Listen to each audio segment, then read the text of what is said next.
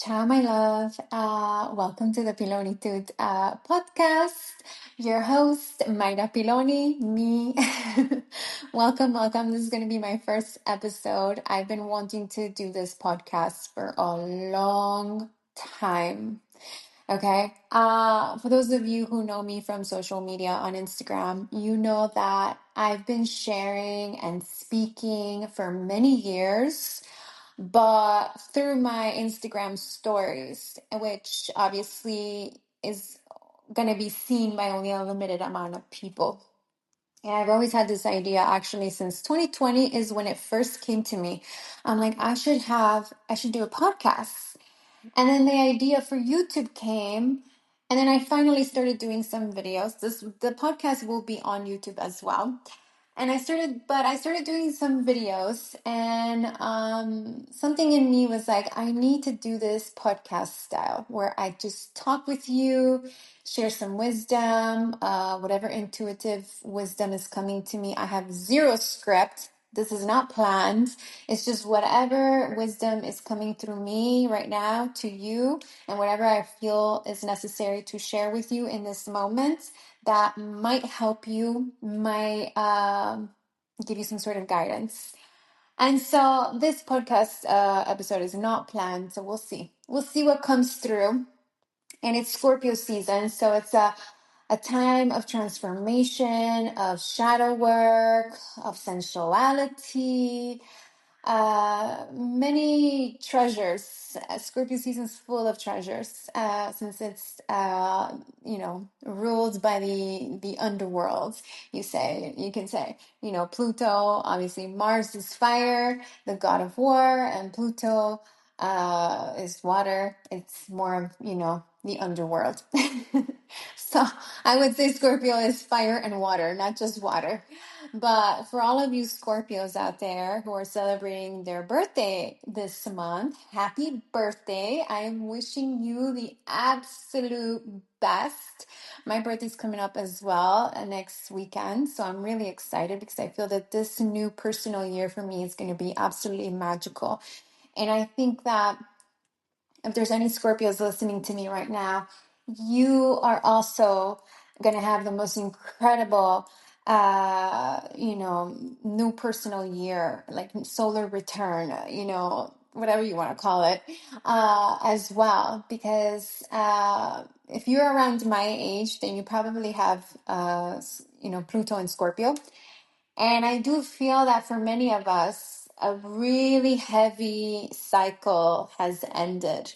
And there's like this new, fresh cycle beginning, a new beginning, like a new era. That's what I'm really, really feeling right now. And I've been feeling it strongly the last couple weeks, even Mamma mia, when we were still in Libra season. I was already feeling it.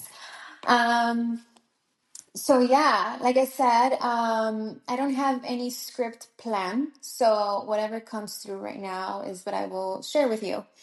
And like the biggest thing right now that I can say to you is to not put anything on a pedestal. So if, for example, and this could go with anything, your finances, your career, friendships, romantic, partnerships, whatever, business. I think I already said that, whatever it is, don't put anything on a pedestal, because when we put things on a pedestal, it's like we're saying, this is higher than me. This is so incredible. And it's like we're not on the same level. Like, oh my God, this is amazing. It's up here and we're down here. It's kind of like how they say to not, treat a romantic, partner, someone that you like a celebrity, because then they're going to treat you like a fan. And it's so true. And actually, one thing I do want to say on this podcast, I'm going to probably be sharing a lot of wisdom connected to relationships, because this is something that I have in my 36 years of life. I have a lot of experience, and wisdom in. I can share so many stories. Even in my teenage years, I was already dating and talking to different types of men at that time. So I have a lot that I can share about things that I've learned over the years. But there's this one thing that I've learned for sure, and it's perfect for this time in November to even speak about this because I can even share a personal story that happened to me in November of 2021 that goes perfect with this message about not putting something on a pedestal. And again, you can, say this about anything in life. But right now, I'm going to, focus more on the romantic relationships. If you're going on a date with someone and you put him on this pedestal where you're looking at him like this godly thing, and you don't feel that you are also this incredible, amazing thing because you're looking at them as up, above you, and you're beneath them in some way. So you're like, you're about to go on a date and you're like, oh my God, oh my God, oh my God, I'm so excited. I'm so excited. And you're just like, I don't know how to explain it, but I think you probably get what I'm saying. When you feel that super excitement, you're putting too much energy into this person. You almost feel like this is so important or so out of reach, so I don't know the word is missing me right now, but hopefully you understand what I'm saying. When you really like someone, uh they can feel that, and it's very repelling. So let's say you go on this date and you're thinking so much about this date. You think it's so important. You think this has to work out. You have a lot of expectations. There we go. And again, you put this person on a pedestal. You think they're like some sort of celebrity. Well, they're gonna treat you like a fan. They're gonna treat you like like you're beneath them, and you can also repel the connection because it's not gonna be very attractive when you're putting so much. And I'm not saying you shouldn't like someone a lot. I think it should always be mutual. Both people should have this, attractive, magnetic connection, soul connection, where it's literally both of you that feel the same. It should not be one person feeling more than the other. But in terms of energy, okay, this is what I'm talking about. When we think something is so important and we just put it on this, golden pedestal, we repel it. Okay. I don't know what it is. Well, I do. It's that you're making something separate from you. You can think something's incredible, but you're also incredible. Okay. Like it has to be like you think this is equal to me. And if it works out, great. If it doesn't work out, great. Because whenever something doesn't work out, you're always being led to what is truly for you. So when you go on a date, the next time you go on a date, like be happy and excited about whoever you're about to meet, right? Because I'm sure you feel attracted to them, you like them, whatever it is. But be in this like relaxed, calm, neutral kind of energy where you know and deep in your heart that if it works out, great. And if it doesn't work out, great. You're excited to enjoy some time with them. And if that's all that happens in the date or in getting to know them and you learn something from the experience, you're good. But when we really put high expectations that this is my soulmate, this is my husband or wife, whatever, and you put them on this high level separate from you, it repels the energy. Like something happens where there's they become uninterested. They don't find you attractive anymore because you're making them so important, and so in the experience and the relationship so important. It's like, you know for the connection with God or the universe, whatever you believe in should always be first, okay? And the way that I see this now, because for the longest time I didn't understand what this even meant, is that the universe is always guiding you to the right people.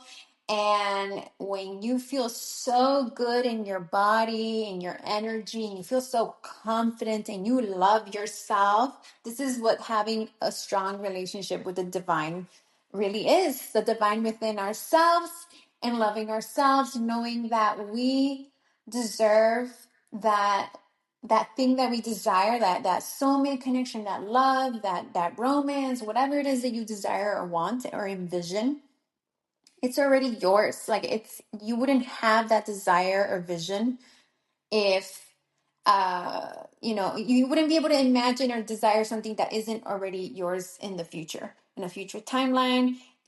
God, the universe, wouldn't put that desire in you if it wasn't already yours.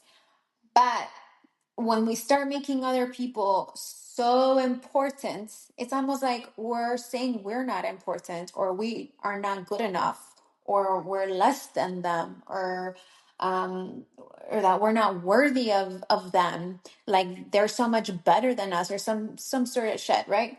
So that's what I think having like what many say, God is your soulmate, or the universe, the divine beloved is your soulmate.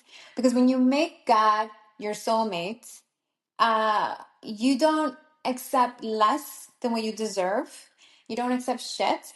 And you also don't put people on a pedestal. So I know that was very wordy and very like a roundabout, but bear with me.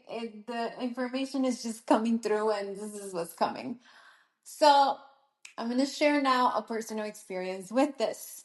I've had many experiences in my life, and I will be talking about many things on this podcast. But this is the one that's coming through right now, and it's November 2021. I was in London at the time, and it was actually my birthday. We with this guy that I'm gonna talk about, uh we had already spoken multiple times throughout the year. We didn't just talk on my birthday. It wasn't, like out of the blue he calls me and invites me to spend time with him. It was like we had already talked about it for a very long time. We had wanted to see each other for many years, and for whatever reason, it just didn't happen for many different circumstances. At one point, I had a boyfriend, he had a long-term girlfriend. We just didn't end up seeing each other. And I've known this person since I was 19 years old. We met in Rome on a trip that I had there after I graduated from high school. I went to Rome with my mom and my best friend, and even that story, which I probably won't get into because it's such a long story, or maybe I should. I don't know. It was almost like divine intervening, you know, the way that we met literally was like fate. And I personally believe that every person that we meet, that we connect with, is fated. Like either our souls agreed to meet in this life, or there's something that that person came into our life for a reason, whether it's karma, and karma obviously is not just bad, it's also good karma, or just in general karma from past lives or whatever it is. uh and The way that I met this guy, like literally, how do I say it?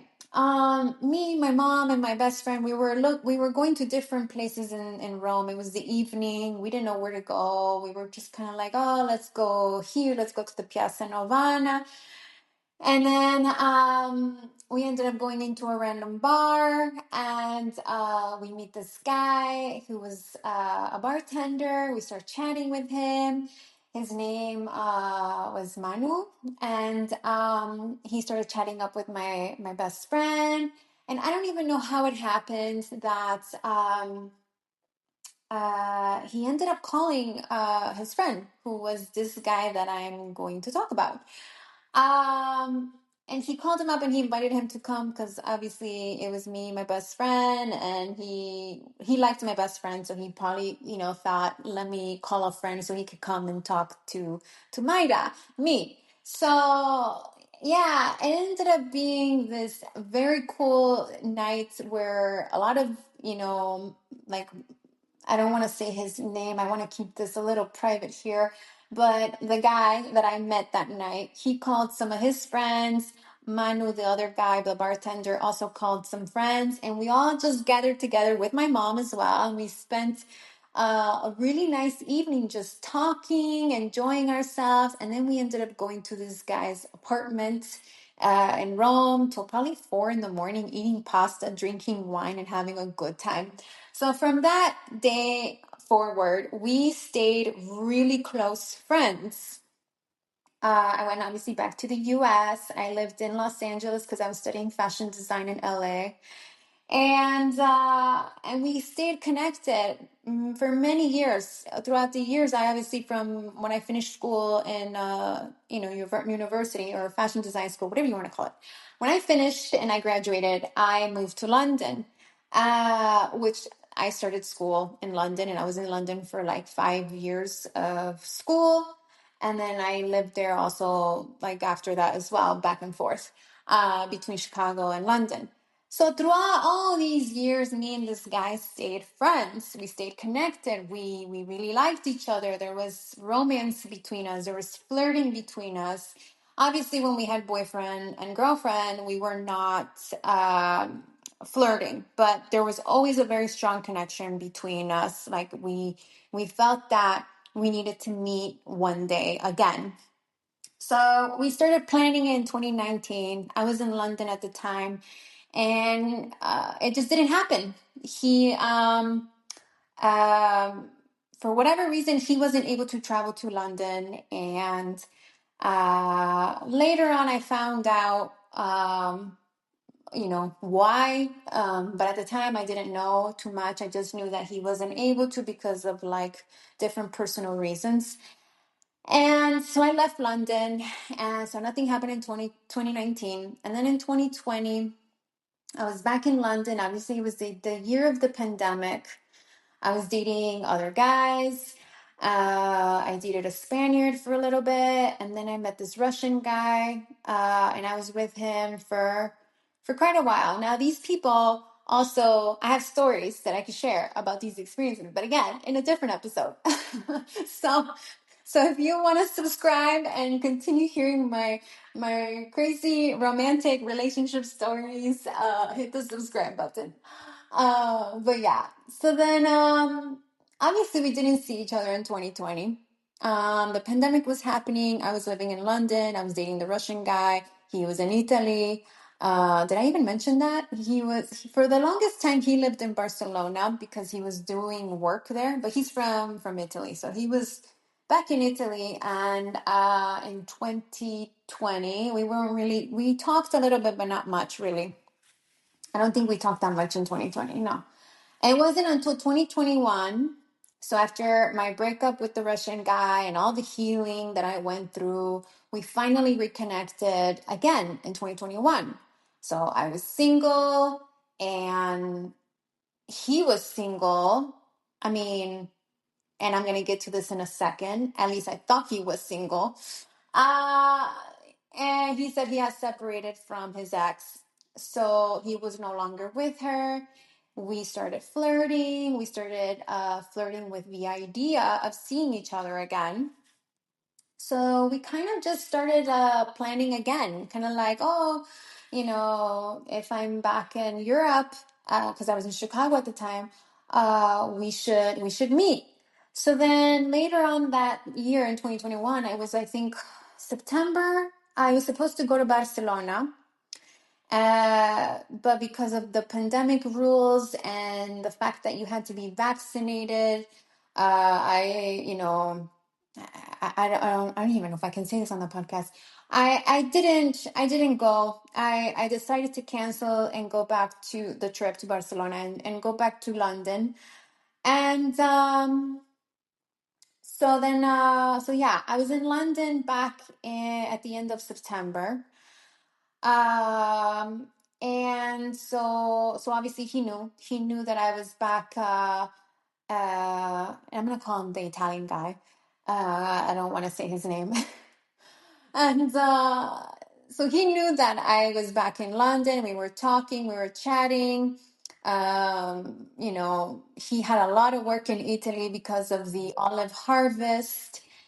And what's it called? It was a very rainy season, and obviously, you know that some of you might know, might not know that when it's heavy rain, you can't really harvest the olives. So it was quite a critical time for him. He was really busy. He was working hard, and because he owns an olive oil company brand, his family has many olive groves in the south.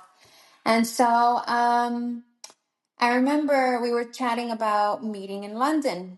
And for those personal reasons, he couldn't. So I just let it go. I was in London. I was enjoying myself. I was talking to other people. I was dating. And then on my birthday, so November 16th of 2021, he calls me to say happy birthday. And on that phone call, he invites me to go to Italy. So now that you know a little bit of this story, a bit about how we met, how we've known each other throughout the years, how we always wanted to see each other, you can possibly imagine that I had this guy on a pedestal. Okay, so the whole purpose of this conversation is do not put anyone on a fucking pedestal, because when you put them on a pedestal, you're making them too important, more important than yourself. Like they're higher than you, they're separate from you. Like it's not natural for you to talk to this person, to be with this person, or whatever it is. So you can imagine, I had this guy on a fucking pedestal. I was like, oh my God, this is, this could be the love of my life. Oh, this is incredible. I've been wanting to see him for years. I feel this strong attraction for him. So then when he calls me on my birthday and says the most romantic Italian things, and by the way, I'm Italian. So if I criticize Italians, I can, because I'm one one of them. So anyway, uh, so yeah, back to the story. He obviously was saying all these romantic things that Italianos say, and I was like, oh, this is incredible. I was like in love, and I was shocked. Actually, I was shocked. I was like, I can't believe that he just invited me to go, and he wants to spend time with me and blah blah blah. See, that was a mistake. That was a mistake right there, because already that reaction in me is almost like I was saying that he was better than me, or that this guy is so incredible or so important, and I'm like separate from him, or like less than, you know and that's not a good energy. If I knew then what I know now, I would have probably told myself, this is great, thank you, this is very sweet. But like, I love myself, and I know I'm pretty freaking fantastic as well, and I'm gonna put myself on a pedestal. you know and I would not have made the call, or even what he said to me, as so important. So I made it really important, and obviously, well, for the most part, there was a lot of romance between us. And when he told me about coming to see him and spend time with him because he couldn't come to London, that was another mistake. And actually, I did tell him, I said, hey, you are the man. So you need to come see me. Like, you need to come to me.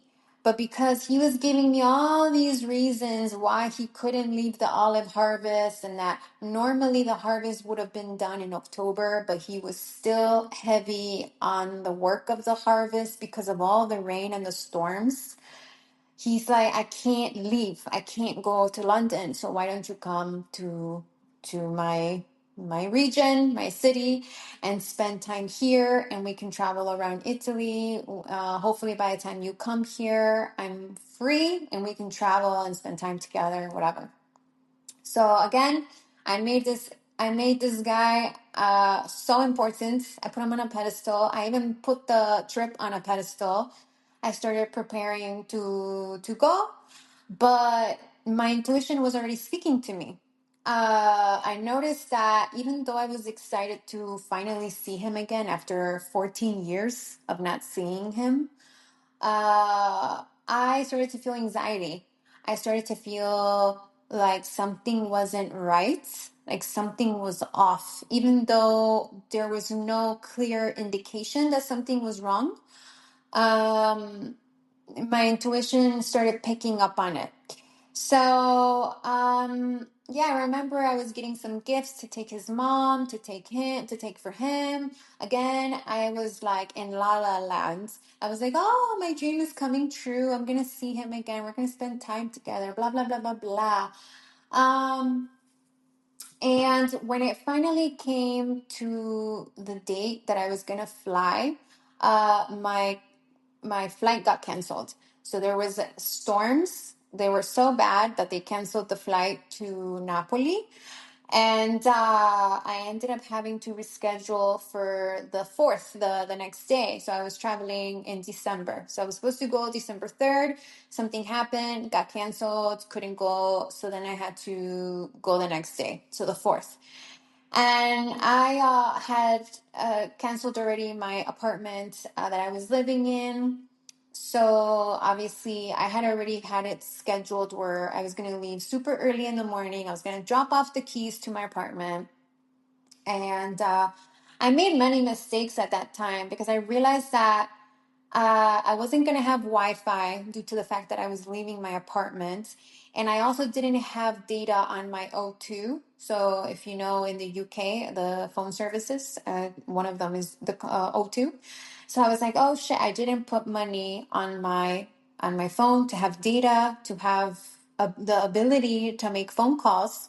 So I think my phone was very limited on what I can do after I got out of the apartment. And it was really early in the morning. I can't remember how early it was, but I had to get to the airport very early to Heathrow to get my flight. And I also didn't realize that London was having a tube strike. So I had no idea because I didn't have a TV with news. I wasn't paying attention to the news because my brain was literally, again, in La La Land. I was so enamored with the idea of seeing this man that I wasn't paying attention to what was even happening in my world, in the, in the news or nothing. I had no idea that this tube strike was happening until my cancellation for my driver. I had booked an Addison Lee. If you know, again, in London, there's this like driving services called Addison Lee, like a private driver. And I had booked them to take me to Heathrow, but they canceled me because I guess there was not many drivers available because they were all booked, even though I think, booked it as well in advance. I don't know what the hell happened there. But because of the tube strike, literally everyone was trying to get to work. And I'm here like, I need to get to the airport. So little things like that started happening. First, the cancellation of the first flight. The second, uh, the cancellation of my driver picking me up to take me to the airport. I was outside of the building at one point already. Like, I was like, oh, I guess I have to call a freaking taxi. When I'm out of the building and I'm trying to get a taxi, I don't even know how I did it. I think I did have some minutes left on my phone. where I was able to call some taxi companies, but none of them had drivers, or it was going to take them almost an hour to pick me up. So I think I finally found one taxi company that could send me a driver right away.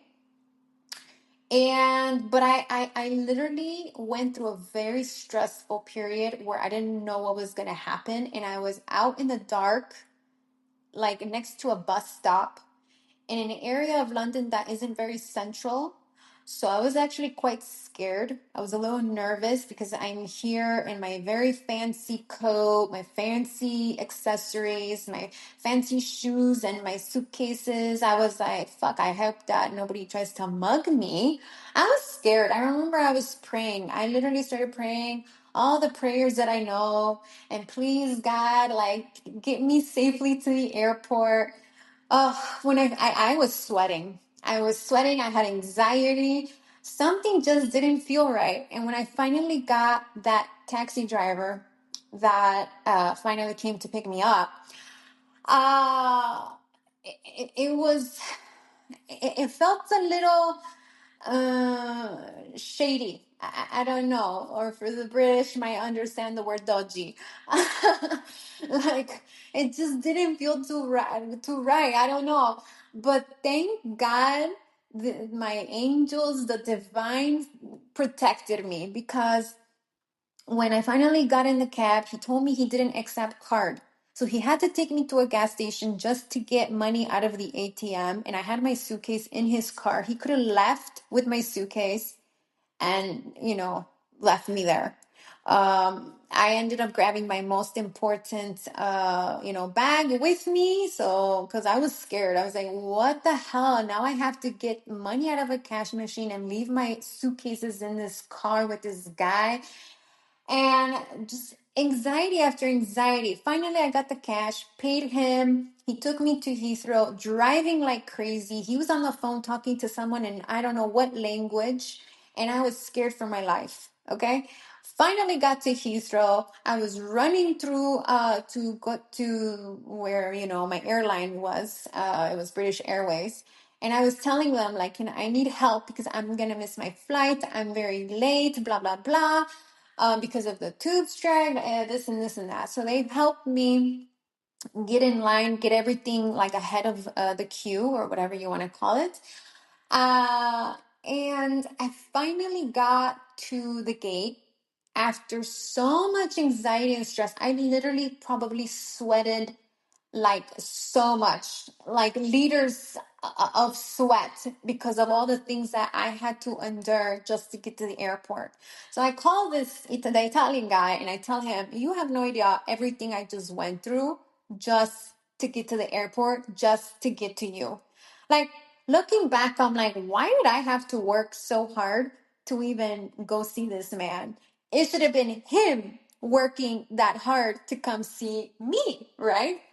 Um, and but again, my intuition or my guides or my higher self, whatever you want to call it, I feel like I don't know if it was like trying to prevent me from going on this trip or if it was just trying to give me a hint or a sign of what was coming, or if it was just a sign as well from my intuition to maybe not go, or that this was not going to be a good experience, or something was off. Regardless, my energy wasn't correct because, again, I'm telling you now, like, don't put anything on a pedestal. Again, I think I've said this a billion times in this episode. But because I did that, and not just in this experience, I've done this with many different experiences on different things, with different things. So I had this high expectation that I gave it so much energy that looking back now, it did affect the experience of spending time with him. Like I finally get to Italy and we meet and we hug, and it was this romantic experience because we hadn't seen each other for 14 years. Okay. And since we saw each other in Rome that night that we met. So it was like, it was very romantic. And we spent time in Napoli eating pizza and having a good time and walking. And it was literally like this surreal uh, experience, right? But, again, when you put someone in this bubble of you're so perfect and you can do no wrong, because when we put people on a pedestal, that's kind of like what you're doing. You're kind of putting this person in this bubble of perfection where they can do no wrong, and as soon as they do something that doesn't fit your illusions or your vision, it disrupts the energy a little bit. And I remember that I started to see him in all his stress and all his anxiety and all his temperament. He's an Aries, so. But I know Aries energy quite well because if you know astrology, my Mars is an Aries. So I totally get Aries, and even Scorpios, like we're ruled also by Mars. So it's similar. It's similar. I got it. Like I understood his feistiness. Besides, he's Italian, I'm Italian as well. So there's that. And I just started to kind of see it all for what it really was. And I was just kind of like, okay, like I had this perfect vision of him from when we met. I was 19 and he was 27, I think. Yeah. And so we were obviously different people. And to finally see each other when we're a little bit more mature in age, it was definitely interesting. But to not make it too long, I found out after not the first day that we were together, but the second day, I found out that he was married. And that was a big shocker for me. He was going through a divorce, but regardless, he was married. He was not divorced. And every time he told me my ex or this and that about my ex, I thought he meant ex-girlfriend. I never imagined that he had gotten married. I never saw that. I never saw pictures. I never saw pictures on social media of their wedding. When we talked, he never said my wife. He never called her that. So I don't know. Like, you can again say that I was stupid, naive. I was always in La La Land with him, that I just didn't see it. But it's funny because my intuition was smelling it. I did sniff it even that year, early when we were chatting a couple times throughout the year before I even got to Europe. I remember feeling like, oh, I wonder if he's married. Like, we haven't seen each other in so long.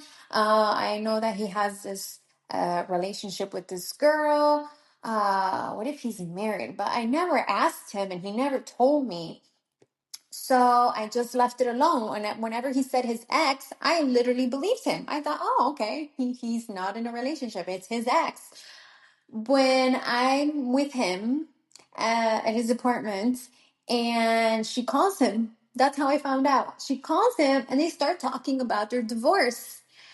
And I was like, what? You're married?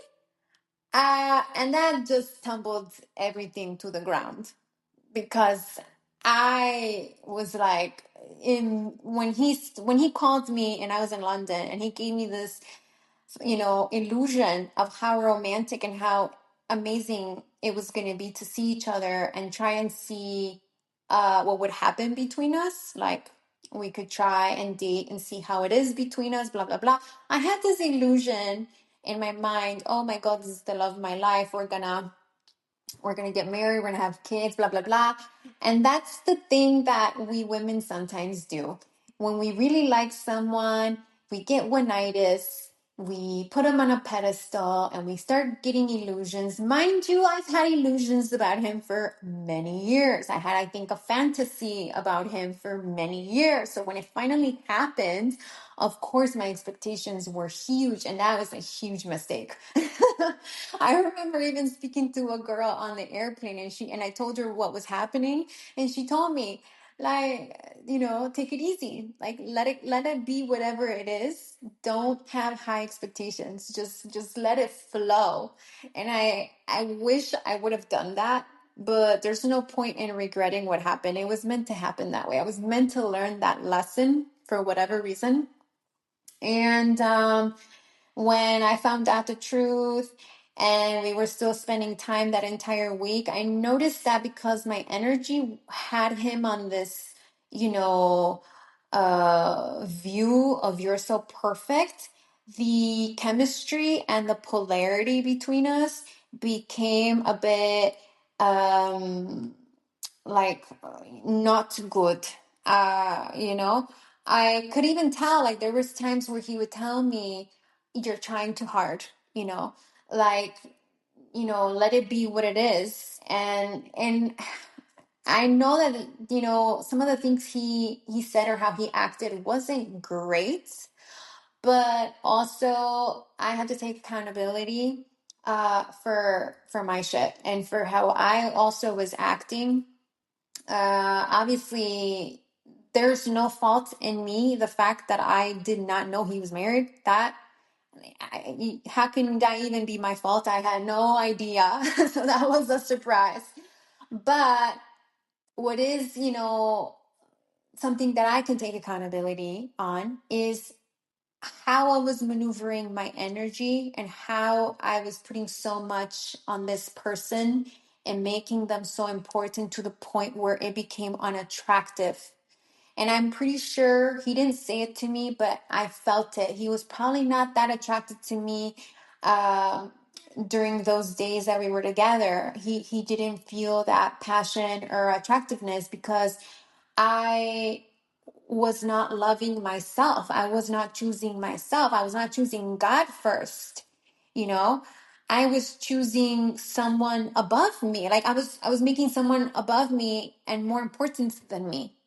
And that's not attractive. No guy and even a woman is not gonna like a guy who makes her so more like super like important, like you're better than me. No, you know.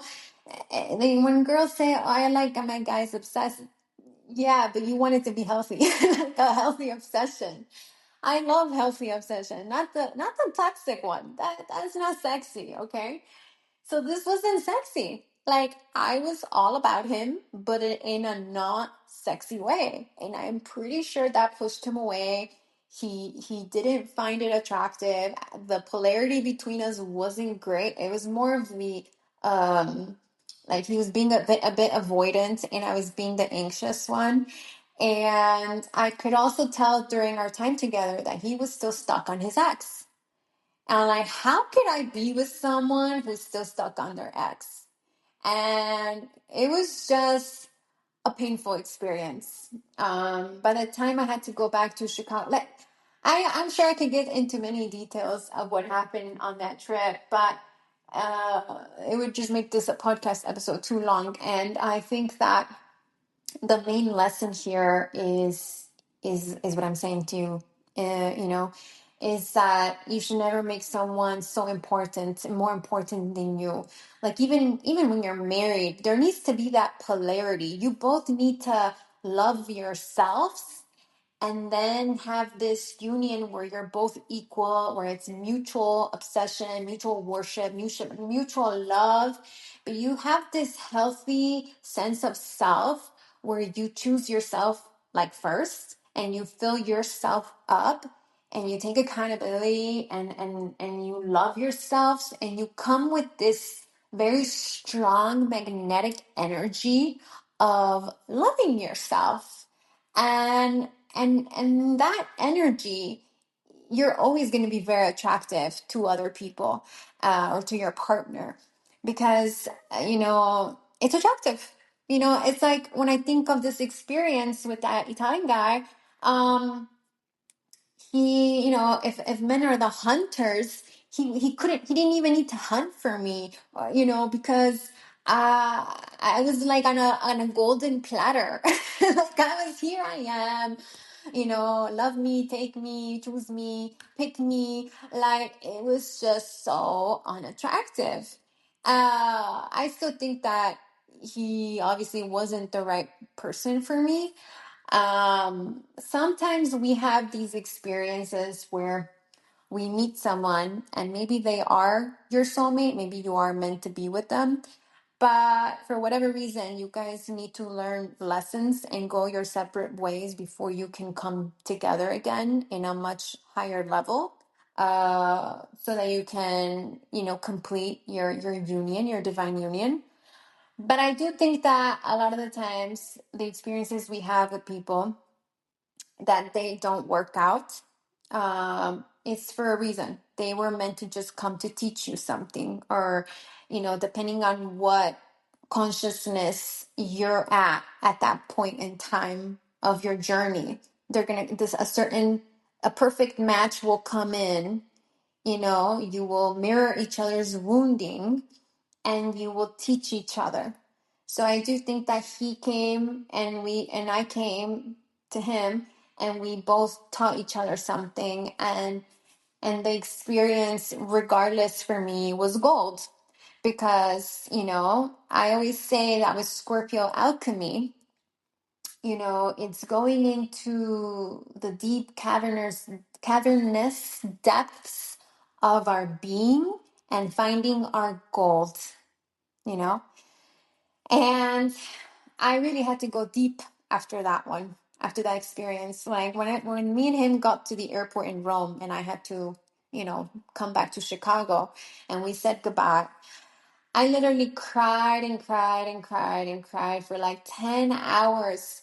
I released grief. I released the sadness. I released the expectation.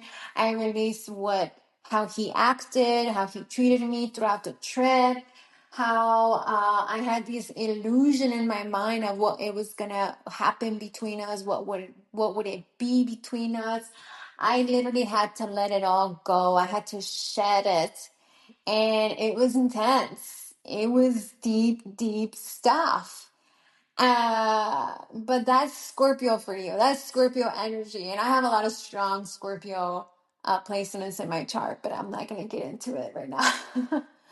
So anyway, I'm going to leave you with this story and this ending. And just last, thing that I would tell you is that, yeah, like if you're talking to someone right now, if you really like someone right now, let it be natural. Let it just be, they're fantastic. You're fantastic too, you know. Let it flow. It should be mutual, okay? The obsession, and I mean healthy, okay? The adoration, the worship, the love, it should be mutual. But when you're getting to know someone and you're getting to first date someone, let it be like natural for you to be dating and talking to this person, and don't put them on a pedestal. Okay? Because again, this energy is very unattractive, and you also are this incredible, magnetic, beautiful, godly, whatever you want to call it, person, and they are not better than you. So don't ever make anything better than you. And that could go again with anything. If you have a desire right now that you really want, it's already yours. It's already part of you, part of your energy. It's not separate from you. It's not above you. It's with you. It's in the same frequency as you. And that's how you bring it into the material. And that's how you keep things there with you. It's very attractive, magnetic energy. So anyway, this is my wisdom for today and my little story. And hasta a la próxima. Un bacio.